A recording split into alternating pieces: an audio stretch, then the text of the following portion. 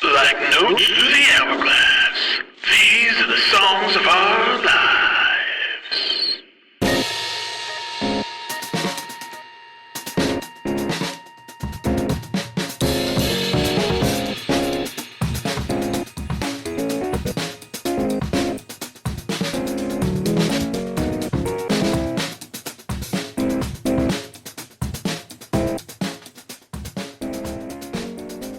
Hello and welcome to the latest episode of Songs of Our Lives. I'm Brad Rose. I am an artist, a composer, a writer, founder of Foxy Digitalis, and somebody who thinks about music and sound far more than is healthy. Each week, I invite on a guest to talk about these songs and the music that has meant a lot and left its mark. Previous guests include Amelia Courthouse, Tomine, Claire Rousset, Jeffrey Silverstein, Maurice. The list goes on and on and on and on. This week, I am excited to have Jason Woodbury. This was a really fun one because this was the second time. I think this is the second time I've had a quote unquote music writer on. Jason's a whole lot more than that, and we talk about that. But the other one was Mark Masters, and there's a pretty amazing and hilarious connection between the two of those episodes, which you'll hear in the episode. But I do need to mention, of course, Jason writes for Aquarium Drunker, does the amazing Transmissions podcast, does so many things, Wastoids, so many things. But he also has some new music out on Fort Lowell Records. So he had an EP that came out a couple months ago, let's solo one under JPW, and then just out is Two Against Nurture, which is a 3-song EP with Dadweed, great project name. And it is, it's really good. I really enjoyed it. It just has this feeling of, there's this like generous spirit in it. And it's like, you know, and we talk about it in the first part of the show, but it's really been resonating with me these last few weeks. And it's been hard for me to kind of explain, but I highly recommend checking it out. And I guess it's a precursor to a full length that's on the way next year. And yeah, listen to the Transmissions podcast. Just Jason is up to so many interesting things, always doing cool stuff. So if you're not following him, get on that. But yeah, otherwise, hope you enjoy the episode.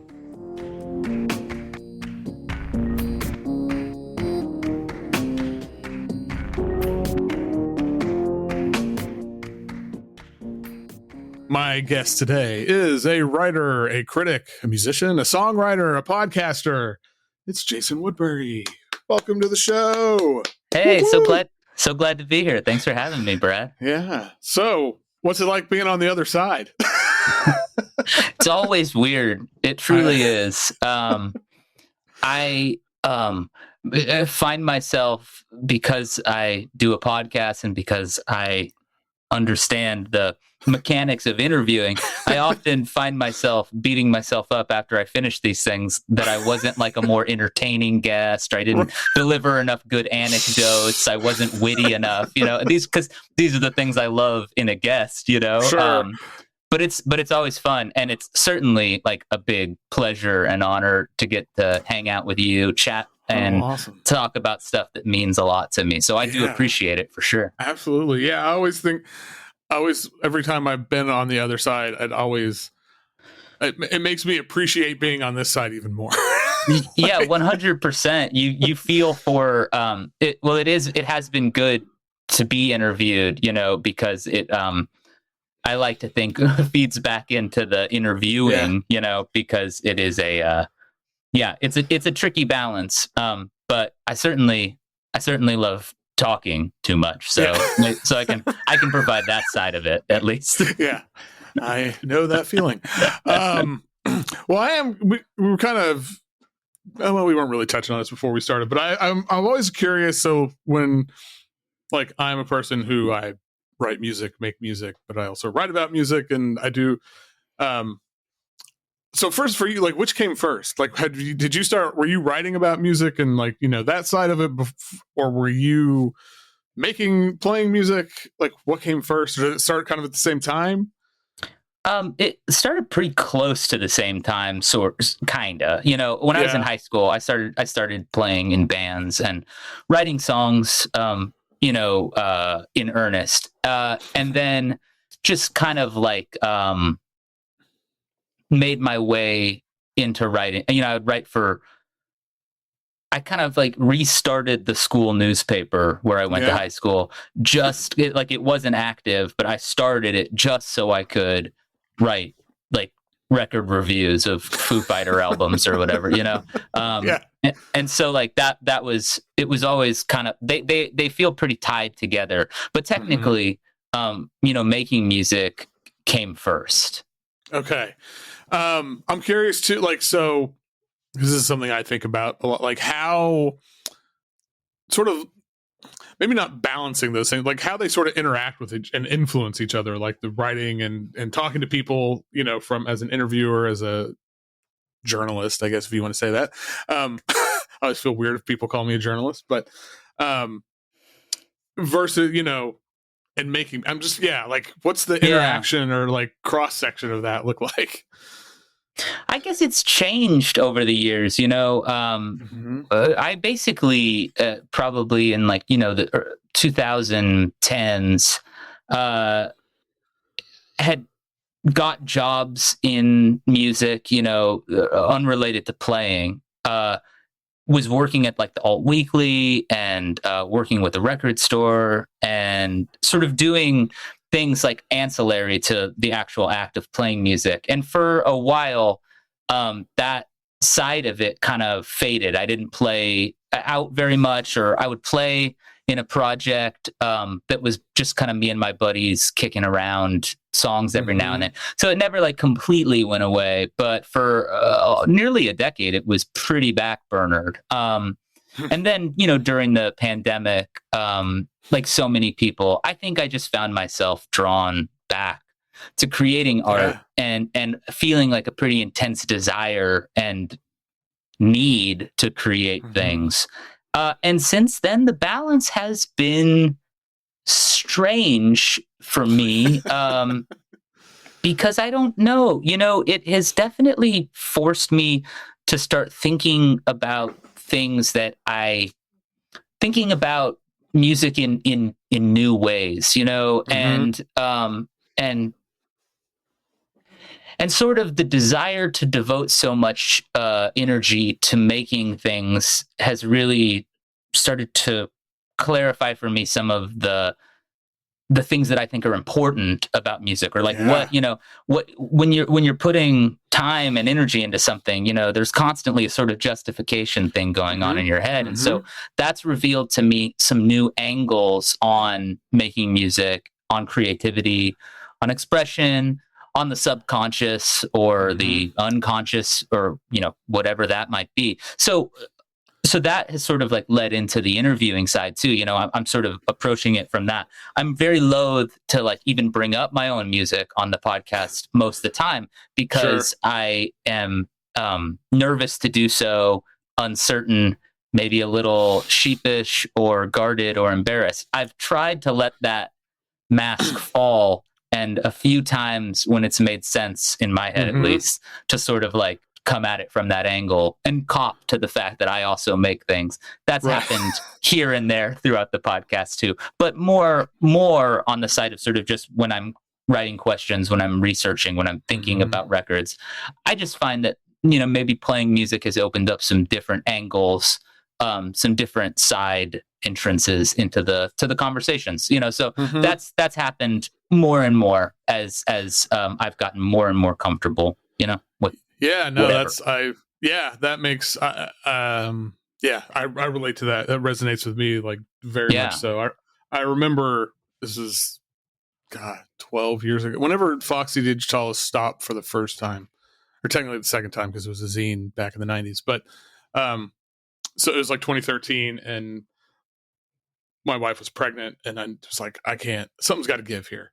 And so walked away from Foxy D, and I really kind of stopped writing about music, and kept making music, kept doing, you know, the label and stuff. And it didn't occur to me until years later, like, cause it was different. And part of that obviously was like, I became a dad. That fucking changes your whole brain. But like, I realized, like for me, so much of it was that relationship between the two things. And it felt like each one kind of helped me understand the other side of it in different ways. And so when I kind of came back to it during the pandemic, like, yeah, I mean, I'd kind of been away from really making music for a while.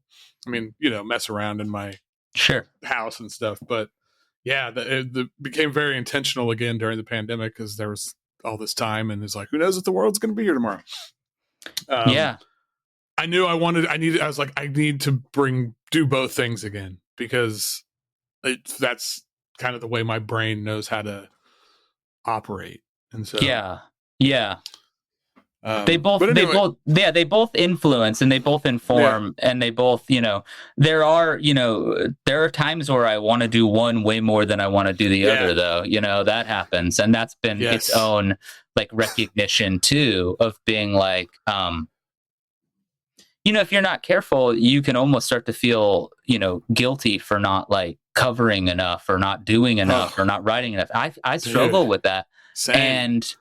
And it's a thing that I have really been trying to be like more honest with myself in terms of like recognizing that guilt is not coming from the place that I am going to get anything good out of. You know what I mean? It doesn't. Absolutely. But nonetheless, you look out and you see how much incredible art is being released and how much stuff you like legitimately dig and love and want to trumpet, and then, you're faced with a blank Google Docs screen and you're just like, I don't know. I can't do it, and it's the weirdest thing. Gosh, man. and then you go through all these negotiations with yourself. It, I'm sure all too well. Man. I think anybody who does this does, but there's been a certain part of me that's had to be like, yeah, that's understandable. And I know where that's coming from. And you do feel a kind of responsibility to cover things you care about. And that's good. But there are also going to be times where the expression that's much more important is the one where you're writing a dumb song, for yourself. Right. And you might have to do that, and you're just going to have to accept that. And that's me talking to me. Right. No, I mean, you could be me talking to me as well. I mean, I struggle with that on a probably daily basis, because it's, as anybody who writes about music or is involved, like, you get so many pitches every day, and I appreciate, and I like, all the love in the world to people just trying to get people to hear the things. And and I think that's the thing. I hear so much stuff that I'm intrigued by, or but I'm one person. That's true. That's it. Yeah. And that's what I keep telling myself and trying, because it's like, and I would rather feel guilty about it than start to resent it. Because I feel like resentment feels like way worse, because that's when you get burnt out and I still struggle with burnout sometimes, but yeah. I know I definitely know what you mean. And all that is stuff to be contended with, for sure. But hey, keep sending me your pitches, and me too. And like, I always try to just come from the approach of like, we're all doing our best here, everybody. Like, it's a struggle, and just give everybody some grace. So, little grace never hurts. Exactly. Well, I do want to real quick ask about your new EP with Dadweed, which Dadweed is, oh my God, the greatest project name ever, maybe. Even though I'm a dad and I don't smoke weed, which is, not a judgment call, but just makes me lazy and crazy. But how did that come together? Because it's a fucking blast to listen to. Thank you, man. So that's my musical partner, Zach Toporek, and the story behind the band name is his to tell. So I will not tell it for him, but it is it's a more literal thing than one might expect. But we worked together a little on my first JPW record. He plays drums and recorded some of it, and plays some guitar and keys on the record too.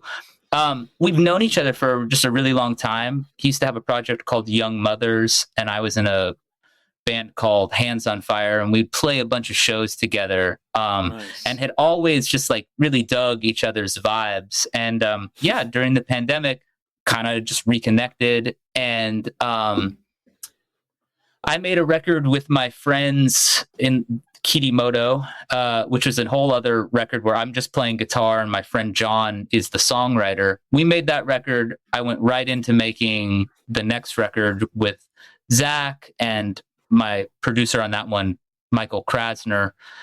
And then we went right from that into making just a record that was essentially just Zach and I in the studio, kind of doing 50-50, both singing songs, both writing, me writing lyrics for him to sing, him writing lyrics for me to sing, harmonies, just blasting out songs.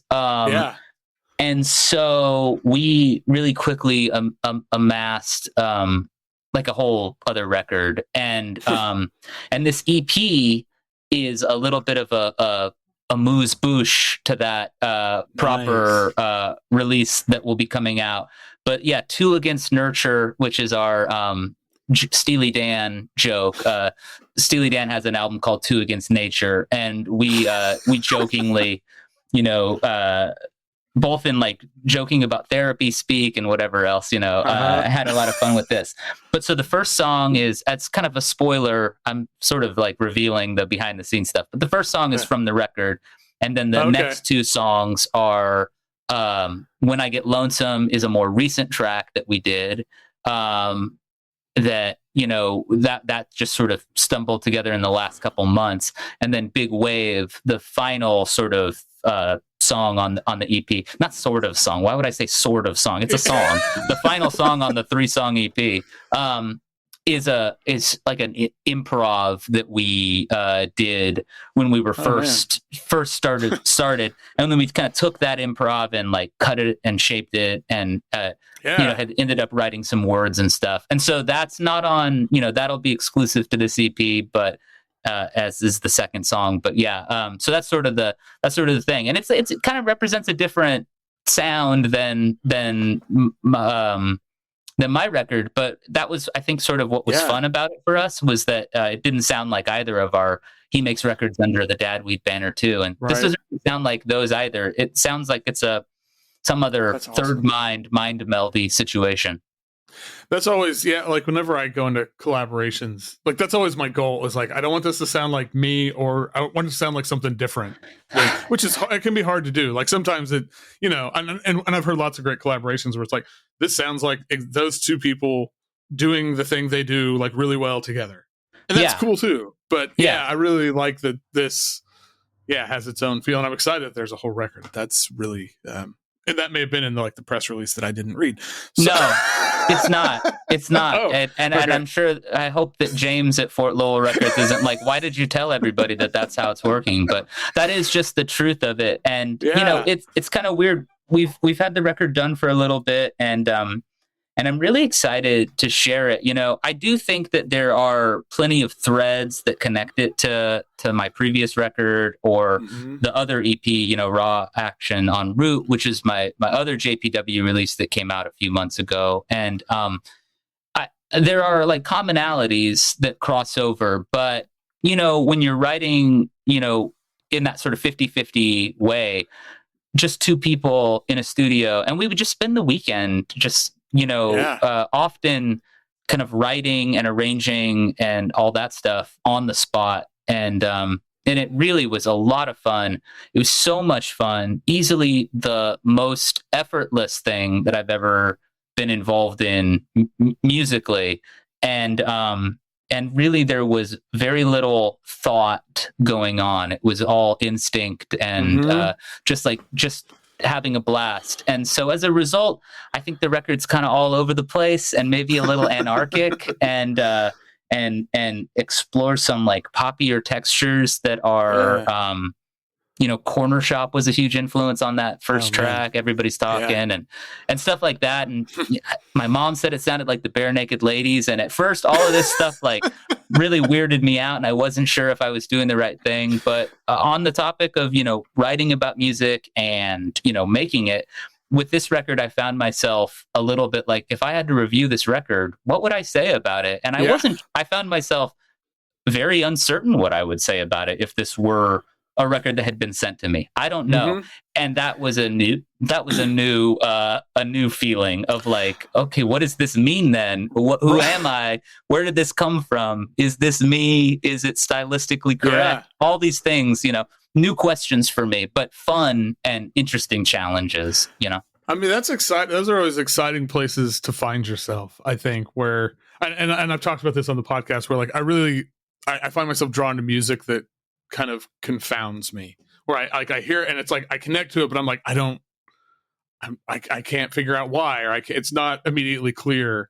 Like, and obviously there's some like, I mean, we all have our things where it's like, oh, it checks these, this is in my wheelhouse. Like, of course I like it, but, and so that's really interesting to, it makes me really excited to hear the record too. And I think just kind of what you're talking about, like the fun, like that sort of spirit of camaraderie and stuff that you guys had in the studio, like I think that comes through in the music. Like there's like a joyfulness to it, which is that's something especially in the year 2024, right? Yeah, and this was no, seriously though, and really, I'm glad you said that, and I appreciate you saying that. But it does, at the risk of sounding like cheesy or overly earnest, which nobody has ever accused me of. No, I'm just kidding. That joy is really what that, like, hearing that joy is really what propelled me to say,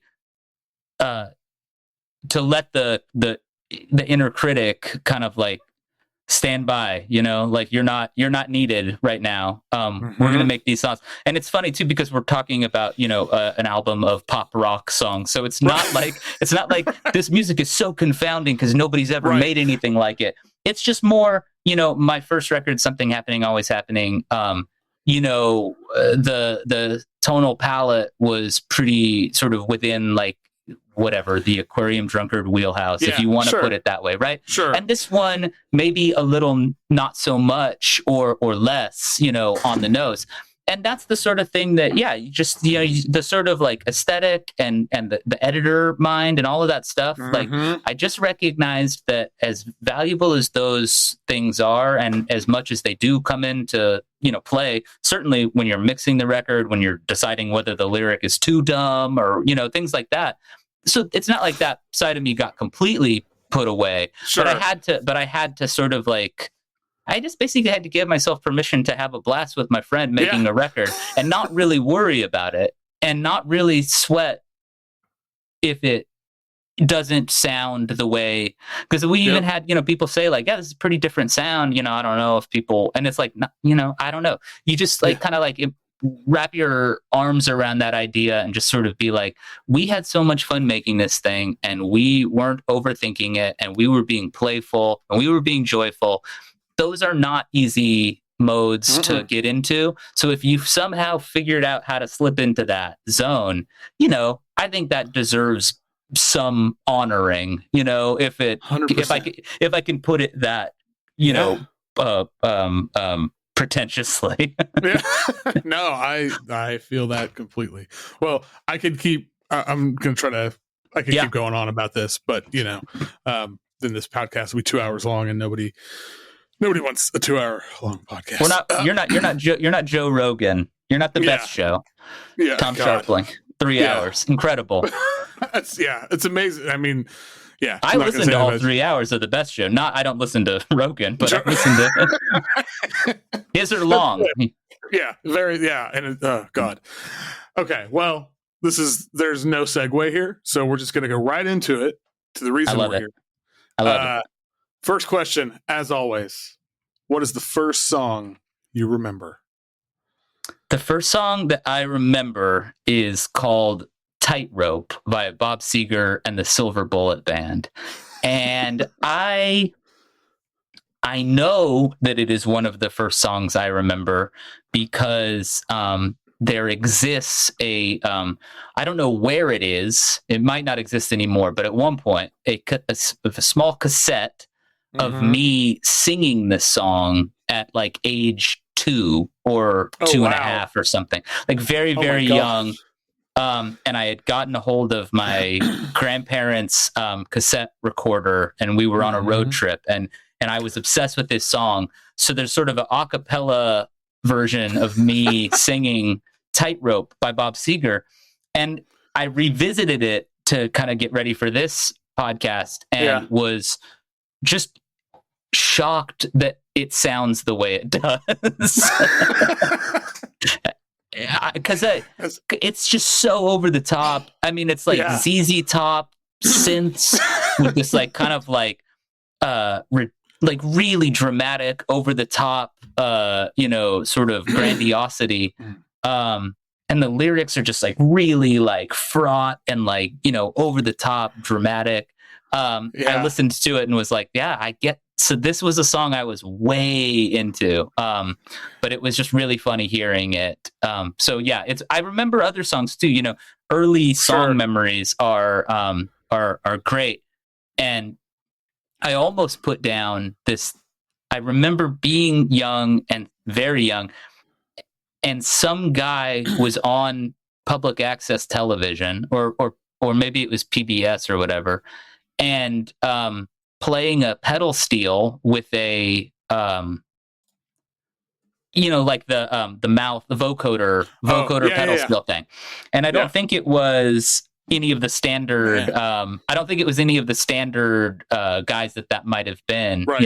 Everybody knows the one always. But anyway, I remember that as a kid and like being fascinated by that sound, but I don't know who it was, and to this day I have wondered if I'm remembering it incorrectly or not at all right. So anyway, but that's Bob Seger's one I can confirm that I remember. Well, don't normally do this, but we're gonna skip ahead real quick. And so this was also your answer for another question of song you used to love, but not so much anymore. Was that your realization as you were prepping for this? Like, oh God. Yeah. I was listening to it and I was like, I don't know what I saw. I don't know what 2-year-old me saw in this jam. You were 2, Yeah, but I really do think that there's something pretty pure and like honest about like really young, when you're really young and you're attracted to music and you have no sense of what's cool and what's not cool or what's aesthetically correct or incorrect. Oh yeah.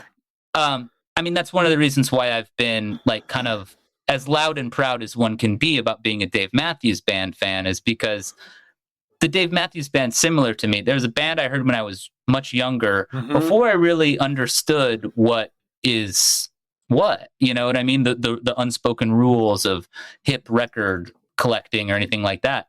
And I love them for apparently some sort of very pure reason, and so I've always tried to kind of hang on to that. But revisiting Bob Seger's Tightrope, I did not find myself digging it so much this time. No, I totally get it. I mean, I did a 100-episode podcast about Rancid, for fuck's sake. So, which I'll tell you, though, a good way to kill something that you love is do a 100-episode podcast about it, because if I never listen to Rancid again, I think I'll be okay. Well, we'll see if I can do. Maybe I'll have to consider the Dave Matthews pod. I get Grayson, Haver Curran, Grayson Curran would be your Riley Walker, the usual suspects. I love it. Okay. Well, what is a song that either makes you cry, or if it doesn't actually make you cry, at least makes you feel that way, whatever that way, however you want to define it? Yeah, this is great. I mean, there's a lot of songs that make me cry. I think I'm kind of I'm an easy crier, I think. Yeah. More so, it depends. It depends on how how regulated I am, but I do find that, music is a pretty quickly trips emotional wires for me. And so I picked the song Cherry Colored Funk by the Cocteau Twins. And I picked it for kind of a specific reason. It's because you don't really know what the lyrics are And that's the thing with Cocteau Twins is sometimes you can kind of make out the words, but they just feel so amorphous. And to me, the fact that semi-gibberish glossolalia, if you want to call it that, this sort of like wordless singing, the fact that it can trigger such strong emotions. There's a part in this song where, as Liz Fraser it's when she first kind of like lets loose with like her big voice in it. It just hits me, and I just find myself like overwhelmingly moved by it. Yeah. And to me, there's lots of songs where the lyrics are so good that they cause me to tear up, or where it's so beautiful that it causes me to tear up, or it's just, gorgeously rendered or tragic sounding. There's lots of songs like that. But to me, I picked this one because it's most interesting to me that something I don't understand can move me to cry. And that is actually, to me, such a huge, exciting thing about music. And it's tapped into that mystery, right? And space for feelings that like, because a lot of times when I'm crying, it's like a little bit of nostalgia, a little bit of longing, a little bit of happiness. It's a complicated thing. And so for music to be able to sort of make space for all that emotional expression without even making sense on a literal level, to me is really cool and interesting. Yeah, I know the part of the song you're talking about. I mean, it gives. I always have. I mean, I could say this about Cocteau Twins in general and Liz Fraser specifically, but this song is such a good example. There's just this sense of awe of this thing. Like you hear it, and it's just because it feels so like her voice and it just feels so like otherworldly and like bigger than itself, if that makes any sense. But absolutely. And it's very moving. Yeah, absolutely. She's one of my favorite vocalists for sure. And it's just the whole band rips on it, and it's just that. I mean, that record, Heaven or Las Vegas. Like, I was in a band, and the lead singer and songwriter and guitarist in that band put that record on for me. He played me that and Talk Spirit of Eden on the same day. So heavy afternoon, heavy afternoon. Good shit. Yeah. Memorable afternoon. Huh? Big time. Yeah. In his minivan. Yeah. Perfect. Well, what's the song that'll put you in a better mood? Song that'll put me in a better mood. Well, for this one, I just had to go with Little Birdie by Vince Guaraldi. Most Peanuts music will put me in a better mood. Most Vince Guaraldi will put me in a better mood.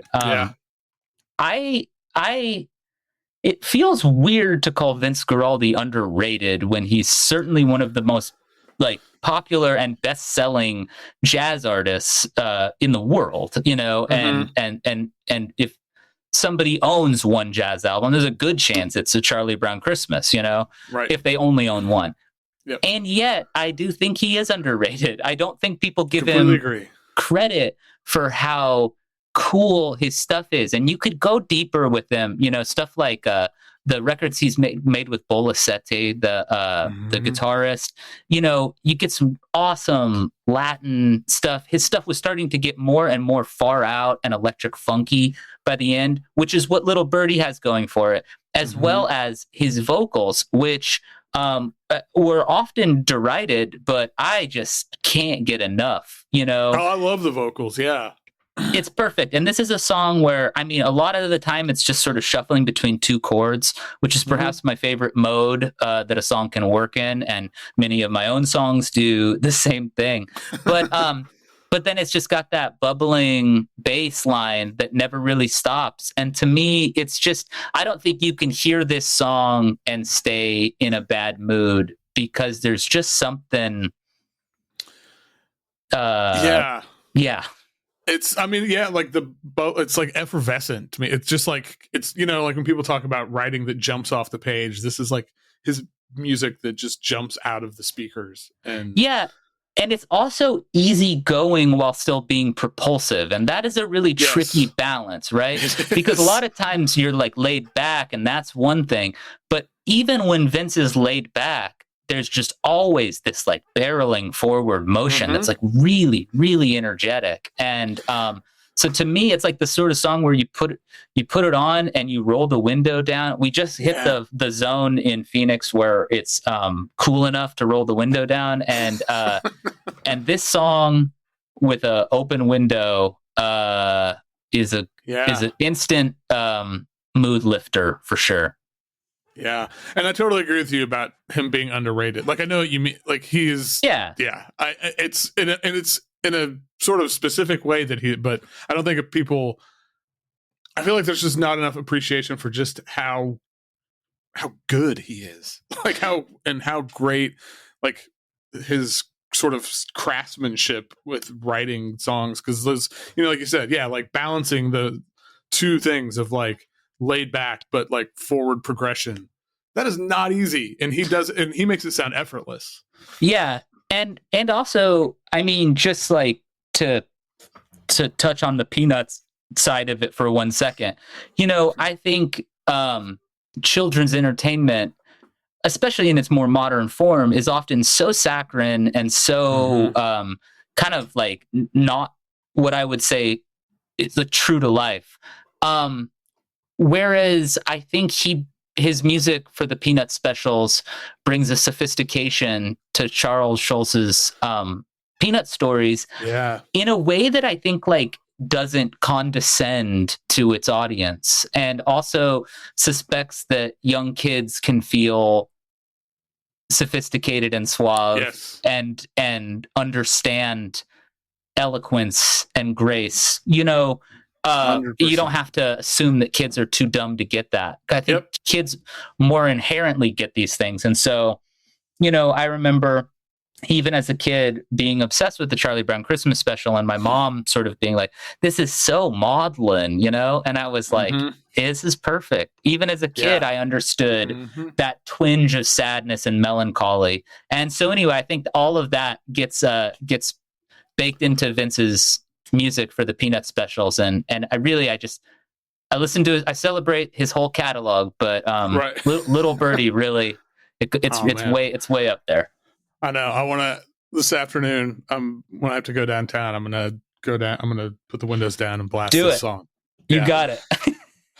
All right, Jason. Everybody's favorite question: what is objectively the greatest song of all time? Man, this one I thought was going to be the hardest one for me, and I did spend some time pondering it, but I went with "What Goes On" by the Velvet Underground, because when "What Goes On" is playing, again, we're talking about a pretty simple chord structure, pretty repetitive, minimalist, but I just think when I hear this song playing, I can't imagine anything being better than that, Yeah. No, I mean, so it's funny. So you're the second quote unquote music writer I've had on. So Mark Masters was on last year, and this was also his pick for the greatest song it really? of all time. Mark does a podcast for a project I do here called Wastoids, which is a thing that I do with Sam Means from The Format and Hello Merch, his awesome merch company. And Mark does a great podcast with his buddy John Howard about 7 Inches called The Spindle. So Mark and I talk all the time. He lives down in Tucson, but I did not realize he had picked this for his pick. And and so I'm going to take that synchronicity as a sign to shoot him a text after this. Perfect. But it is, I don't know. It's just, it's a perfect song. I love garage rock, and I love folk music, and I love, the avant-garde. This is all of those things, but also, Loaded might be my favorite BU album, to be honest, which this is not on, but it does the same thing that my favorite songs on Loaded do, which is sort of like exist in, again, this sort of energetic current where it's moving, it's barreling forward, but it's also Lou being like relatively sweet, kind of and I love the darkness that he conjures up too. But with this one, it's just it's just undeniable. Right. I think that's the perfect word for it. And it's like one of those songs too. It's like I could just listen to, like, put it on and just loop it for hours. There's an incredible. I'm completely spacing on who he worked with on it, but maybe last year or the year before, Lee Ronaldo put out a cool collection, and there's a cover of this on it, which is not unlike Vince Guaraldi doing it. It's like piano. It's a piano pounder version of What Goes On, and so maybe those two are even connected in my brain. Maybe that's why I picked them. But they have a similar thing of like What Goes On. Nobody would hear it and say like, "Oh yeah, what a relaxing song." But the Velvets do have a strangely natural pace that does feel, if not relaxed, calmly confident. But then you've got the sort of like rub and aggressive element of it that keeps it kind of like from being just a nice jammer. And it's very powerful riff. Good riff. Yeah, good. It's the hell of a song. I mean, that's really all there is to it. Okay, well, we already talked about the song that you just love, but not so much. So we're not going to talk about Tightrope anymore. But God, it's like I really love that opening synth chord on Tightrope, and it's all fucking downhill from there. Yeah.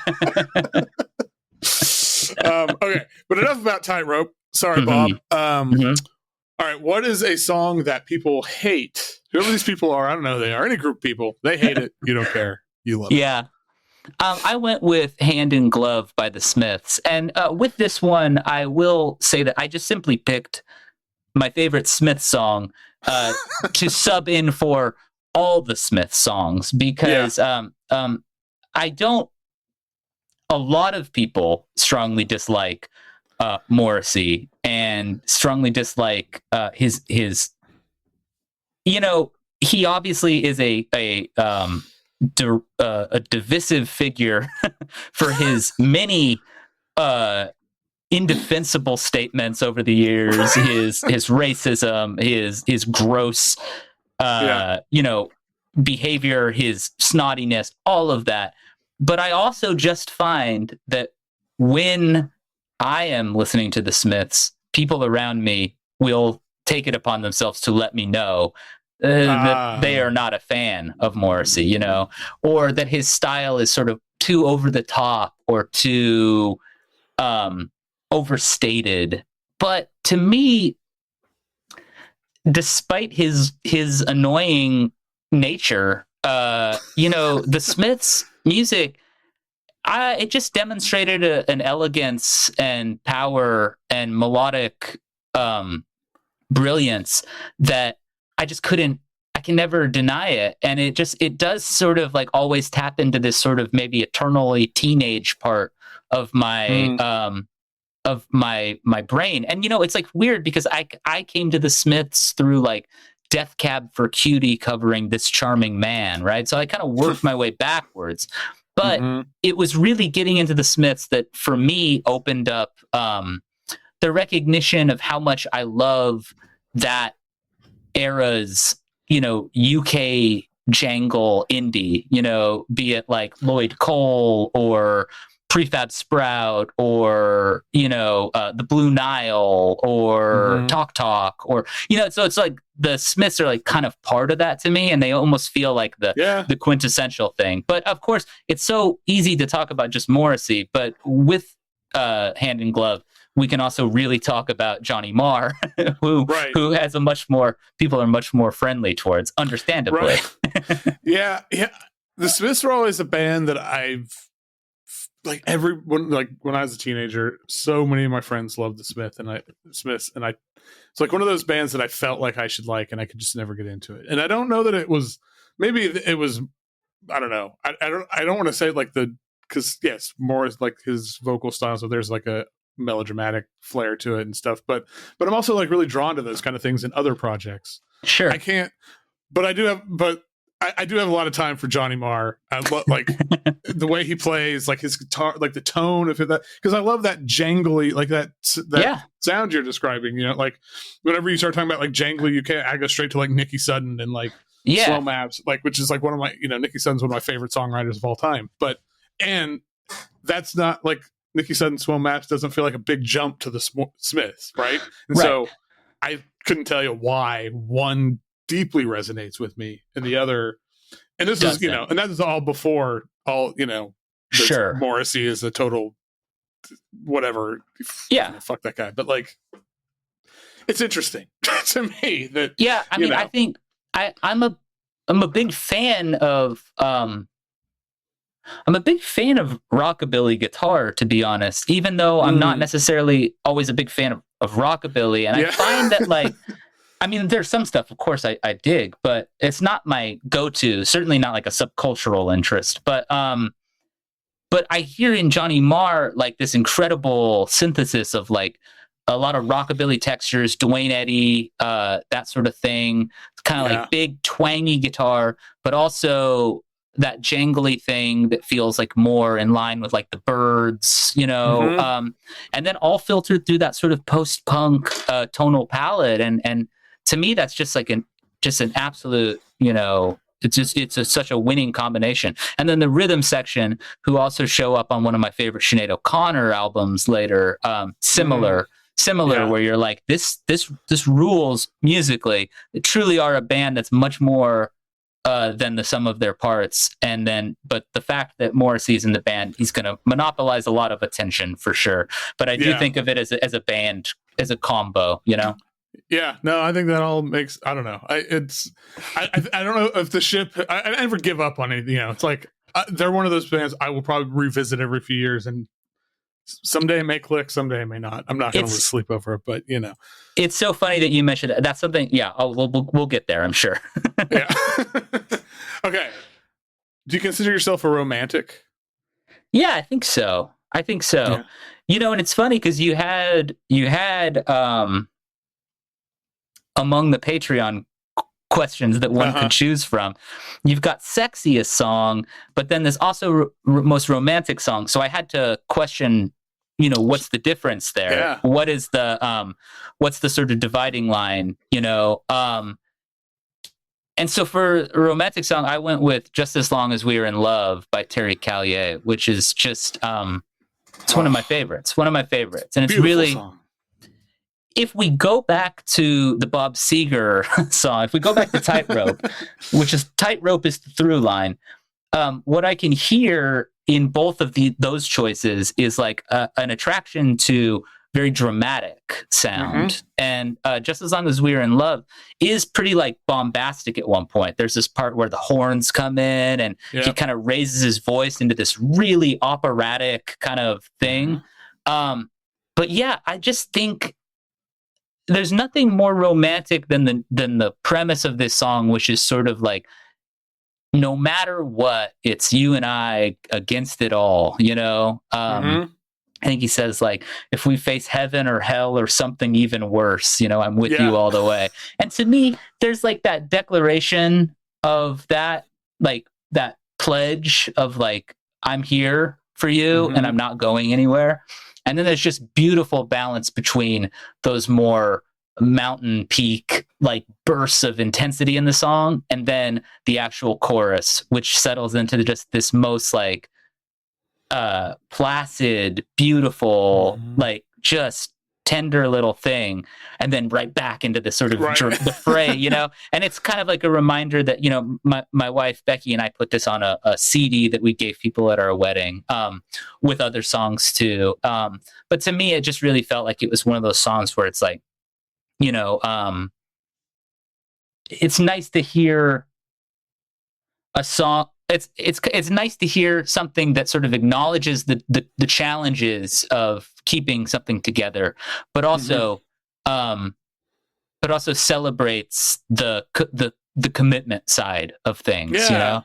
And if I had to answer sexiest song, I would maybe say You're Gonna Miss Your Candyman by Terry Callier, which is one of the sexiest songs of all time too. So maybe he can probably cover us on both of those. Right. But Yeah. I mean, well, I mean, his voice is so damn smooth that he could, he's got us covered. Absolutely incredible. And, you know, I had the great fortune of getting to write a set of liner notes for Craft Recordings, their edition of the new folk sound of Terry Callier, an earlier, Amazing. Folkier thing. That was a few years ago. And really spending time with that record, spending time with his discography, just cemented just what an incredible vocalist he is. But beyond that, what an incredible songwriter, what an incredible guitarist. And as somebody who's drawn to folk music, but also soul music and also R&B, he really does sort of exist in this this zone alongside like very few people, you know, Van Morrison, you know, people who kind of like thread that needle. But Terry's just so good. Yeah. That's awesome. I love that pick. All right. Well, what's the song that changed your perspective on an artist, either for better or for worse? Yeah. With this one, I went to really incredible live take from, I think the record's called Emergency Ward, but it's by Nina Simone. And this is her doing My Sweet Lord, George Harrison's song. And the standard Today is a Killer. And it's sort of this thing where she goes from My Sweet Lord into Today is a Killer into My Sweet Lord again. I think I knew who Nina Simone was, and I think I understood Nina Simone's powerful voice and her grace and how, you know, commanding she is as a figure. But I think it was hearing this for the first time. I had taken the record home from my job at a record store, and I came home and put it on. And I think this is like the final song on one of the sides or whatever. But it was sort of this thing where I was sitting there listening to it. And then as this song got going, my listening posture changed from a much more ambient sense to like really paying attention. Like I kind of had no choice, you know? And I was like, what? You know, she sings with the rage and furiosity that you certainly don't associate with the song My Sweet Lord. I know, yes. But, you know, to bring the sort of beatific, you know, devotional quality of the Harrison song, and then to sort of meld that with the almost accusational, like, you know, Today is a Killer is essentially saying, you know, like, God is a killer. Like, God kills us. God destroys. Like, the universe, whatever you want to call it, you know, it has the power to create and it has the power to undo. And to me, you know, if you're going to sing about the topic of God, you know, you're going to have to bring all of that to bear, right? Like, you can't just have the sweet, serene, everything's good, rosy thing. You have to also talk about, you know, how could a loving God allow for so much injustice, destruction, death, pain? And Nina does, and it really made me realize that, like, it's not just, I think maybe my perception of her was as a powerful interpreter of song and like a protest singer. But with this, I realized that the protest element could go much wider and much more expansive than, you know, sort of staid political tracks, talking points. You know, it's like sort of like a protest song to the universe, and you know, but then also beautiful and also incredible. And I love that George Harrison song, and I love George Harrison, and so, you know, it's just, to me, I just couldn't picture any other person doing it this way after hearing this song, and it completely altered my view of how remarkable Nina Simone actually is as an artist. Yeah, I had a similar experience. I felt like it expanded my understanding of her, and just like you, it was just this. It's like, oh, it's like so much bigger than I thought. And it's scary. It's like scary. what she does, you know? Yeah. And that to me is like, that's awesome. You know, they're definitely tied in my head because Warren Ellis wrote that great book, Nina Simone's Chewing Gum. But when I saw the Bad Seeds at Coachella, of all places, in 2013, you know, they were doing Push the Sky Away, and this, like, you know, dirt cloud of, you know, just like a wave of dirt blew over the crowd, you know, from the desert. And there's these red lights on stage, and it was both beautiful and scary. And I thought to myself, this is what, you know, quote unquote, the holy is. The experience of the holy is both terrifying and sublime. And to me, this is like a song that sort of it really illustrates that tension between those poles, you know, because they both exist. They both exist in the experience.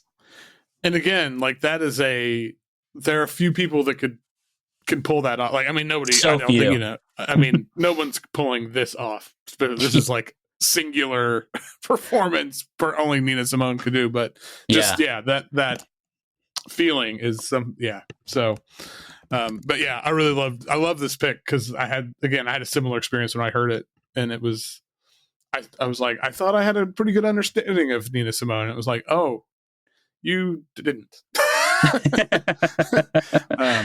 It's cool. It's cool to have your view expanded. You know, that's like that's we before we got taping, I think we talked about that, you know, the fear of burnout. And when I start to feel like my view can't be expanded, that's when I know, you know, that's set in, you know, because it's the most reliable thing music can do for me is for sure. Make me realize something deeper. So, yeah. Are you a big lyrics guy?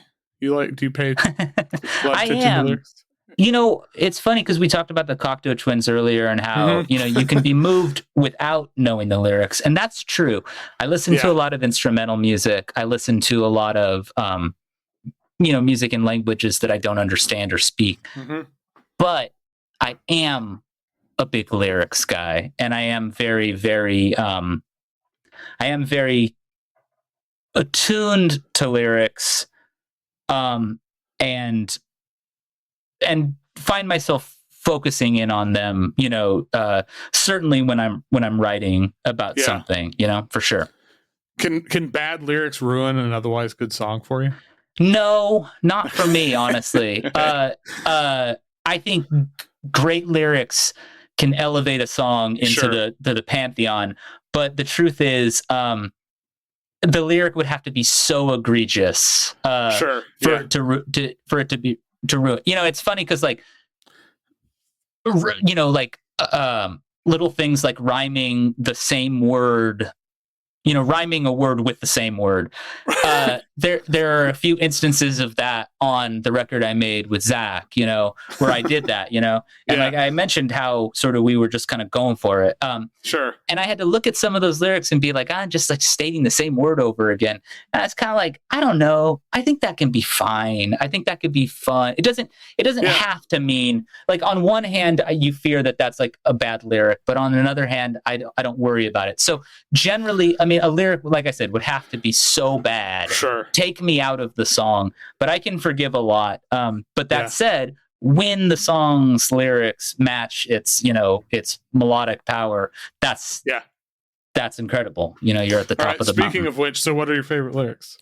Well, this is a perfect example of that. I went with my dear songwriting hero, one of them, Judee Sill, and her song "Loping Along Through the Cosmos," because I don't know, sometime over the last year, I just realized that this was the song that I needed. These were the words I needed to hear and to like really, the whole song, really, you know. The first lyric is "Loping along through the cosmos, and sideways I slide through the square." Okay, I don't know what "slide through the square" means, but it sounds pretty correct, right? And then she says, "I'm hoping so hard for a kiss from God. I miss the sweet love of the air." And to me, everything she's doing in this song, she lays out these different things. I was doing this and it prevented me from recognizing this. She says, I was looking so hard for a place to land, I almost forgot how to fly. And to me, being content in what is happening is what you're after. And I feel like this song is about that, but it's really the chorus that, for me, acted almost like a healing balm. She says, so keep on moving or stay by my side. Either way, I'll tell you a secret I've never revealed. However we are is okay. To me, that just says it all right there. Whatever you need to, you just have to, it's a freedom. It's a grace extended to another person. It's a grace extended to Judee Sill herself, is extending it to herself. She's somebody who, you watch that documentary and she really beat herself up in her diaries. She was really, really terrifically self-critical and often cruel to herself. I identify and deeply, understand that. So in this song, you get the sense she was writing it because it's what she needed to hear. And she taps into this universal zone that allows all of us to maybe extend that kindness to ourselves. It's also just really beautiful, And I mean, I think it's like up there with like Dylan, Leonard Cohen kind of, just the poetic power of it and the biblical almost revelatory mystic quality it's very, of so like, much prayer-like to me, like very it really captures that. It's I think that's a good way of putting it. It's like it's the song that all of us need to hear at some point. It's so funny. It's so funny because one of my other choices for this was Don't Worry Baby by the Beach Boys, which is essentially kind of the same thing, right? It's saying like, don't worry. So I guess that's the top line for me, right? Is like, I need to be told to quit stressing out. I need permission to let my anxiety go, things like that. Be a little less hard on yourself, Jason. If at all possible, I'm 45 years old and been working on it all my life. All right, we're going to, what is a song or the song that you have or can listen to the most? I picked this year's answer, or part last year, part this year. The song Soiree by Bill Evans. And I got into a zone where I just listened to this song for like on a loop for a really, really long time. It's very placid, very, very beautiful. There are many selections in the Bill Evans catalog that qualify as both of those things. But there's a combination of his acoustic piano and very gentle electric piano in this that's kind of rare in his, he doesn't have a lot of like electric piano in the mix. This is the first time he ever used a Fender Rhodes on this song. Yeah. And it's incredible because to me, that's one of the most perfect sounds, period, is a Fender Rhodes. Yep. And so to hear him play it like this and in this like just beautiful life little song that feels sad, but also pretty and melancholy, but sort of peaceful. To me, it's just, it's like a world I could get lost in. And so when I find a song like that, particularly instrumental stuff or jazz stuff, I will just put that infinite repeat on and let it go for a few hours. And I never seem to exhaust the well, with it. That's how I felt. Totally. I feel that way about a lot of Bill Evans stuff. I feel, but this one is particularly notable. I really like. I think Sam Brown plays guitar in it. I think I really like the guitar. Yeah, on it. There's a part in it where the guitar is mournfully out of tune for one, or like maybe it's a clam even, where he just hits a weird and he kind of bends it into the correct pitch. It just floors me, kills me, fills me with like all good feelings. I love it so much. In this perfect song, this sort of moment of imperfection that only underscores the beauty that much more. Yeah. And that's I love it. Yeah. So Yeah, beautiful. no, And his guitar is incredible on it. It's it's a great song. And like, how it covers all these different threads and emotions in it, but it's all like, it's so like, it's like the power of gentleness, because it's so gentle and like, but powerful at the same time. And it's like, I mean, there's a reason that Bill Evans is one of the all-timers. It's true. It's true. He's great. Yeah. What's the song you most recently fell in love with? Well, since filling out this application, I will say it's so I'll go with what I said. I'll talk about what I sent, but I want to say that a lot of the songs on the new Tim Heidecker record would qualify. I ended up spending a lot of time with it after I sent this in, and so there's a handful of songs from that record that I would actually throw into this question now, if I were being, chronologically honest. Right. But at the time, I said Saucer Crash by Tom Verlaine, which is from his 1982 album Medium Cool, another instrumental. Tom Verlaine of television doing kind of noir soundscapes, and this song Saucer Crash has this sci-fi quality to it. I'm obsessed with UFOs and aliens and things like that, as is Star Trek. So it's all in the mix. But he also does this. I DJ'd this song out on Sunday night at one of my favorite bars, and I did this to sort of set the mood. Hatothli was playing incredible along with Dirt Roads, a really cool native country band. But I dropped this one, and Verlaine does this like pick scrape in the song a number of times, where he's like, it's like hyper fast vibrato pick scrape sound.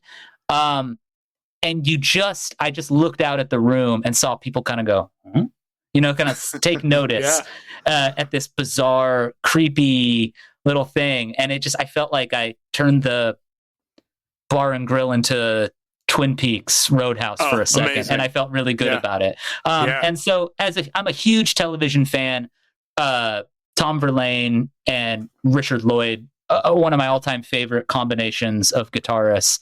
But this one, Real Gone just reissued a handful of Tom Verlaine records, late era Verlaine stuff, and it's all so good. I've got a piece that I'm working on for Aquarium Drunkard that I'll be sharing soon. But so Saucer Crash by Tom Verlaine with the side of Tim Heidecker.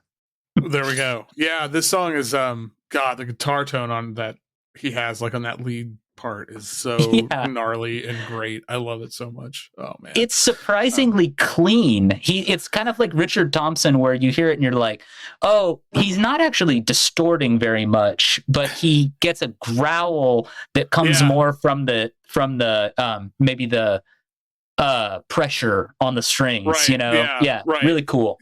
Yeah. All right, 2 questions left. 2 big questions. What is the song that means the most to you?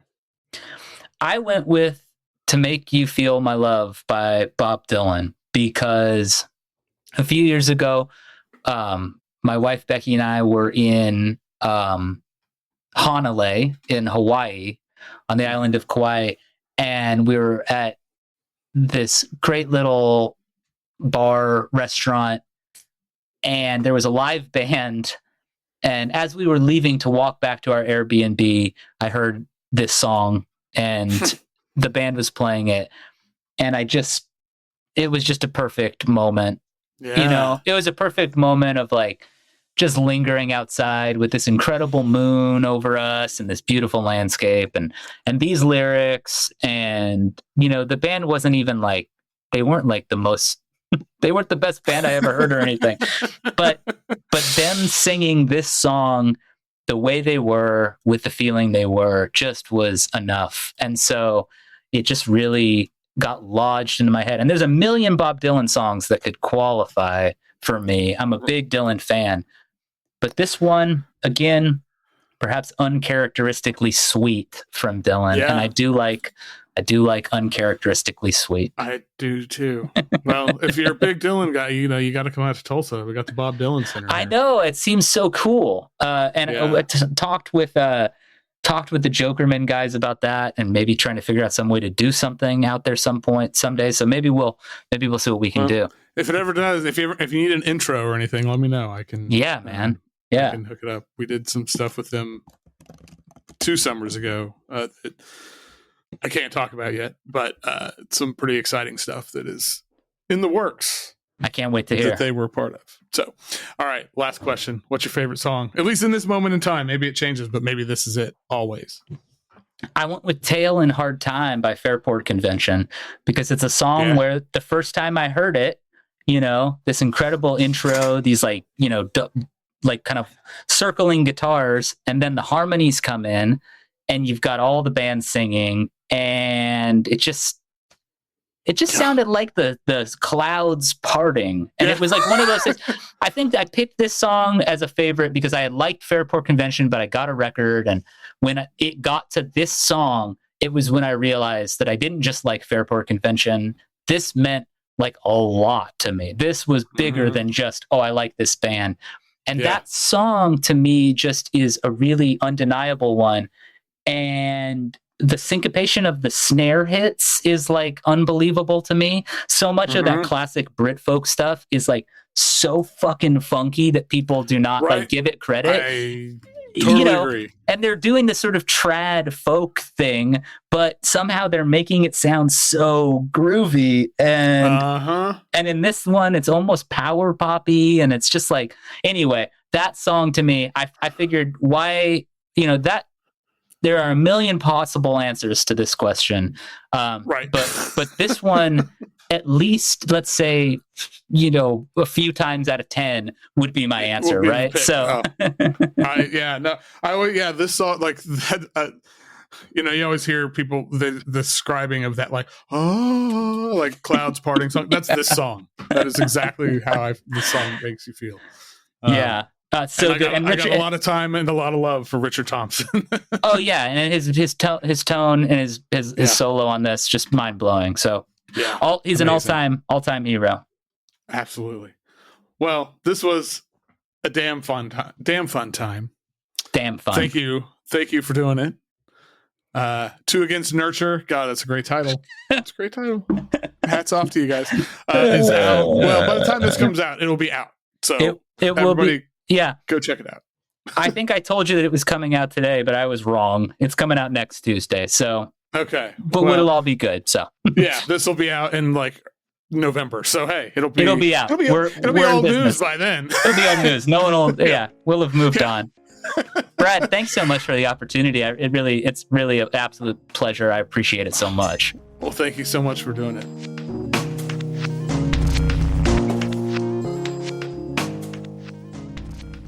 Once again, thank you to Jason Woodbury. These episodes are so much fun. God, it's just like hanging out, chilling with a friend. Can't beat that. 2 Against Nurture is out now on Fort Lowell Records. It's his EP, 3-song EP with Dad Weed, and more coming soon in that realm. He's always doing stuff over at Aquarium Drunkard, Transmissions Podcast, all that stuff. Tons of links in the show notes. You should be checking those all out, following those. And of course, the link to his playlist for his picks. As ever, if you enjoy the show, enjoy this episode, enjoy the show in general, please leave a rating or review, and review both. I don't know if you can do one or the other. Maybe you got to do both. I honestly have no idea. That's probably not good. I know how that works. Maybe I'm not going to review my own show. That would be weird. But please leave a rating and review wherever you listen to podcasts. Helps with all that algorithmic bullshit.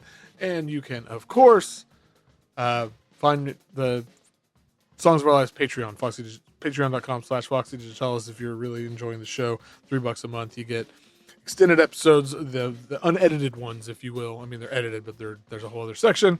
You get them early, you get other stuff. It's a good time over there. And hey, it really supports the cause. So thank you to everybody who is doing that. And otherwise, that's about it for me. So keep on listening to whatever the hell you want.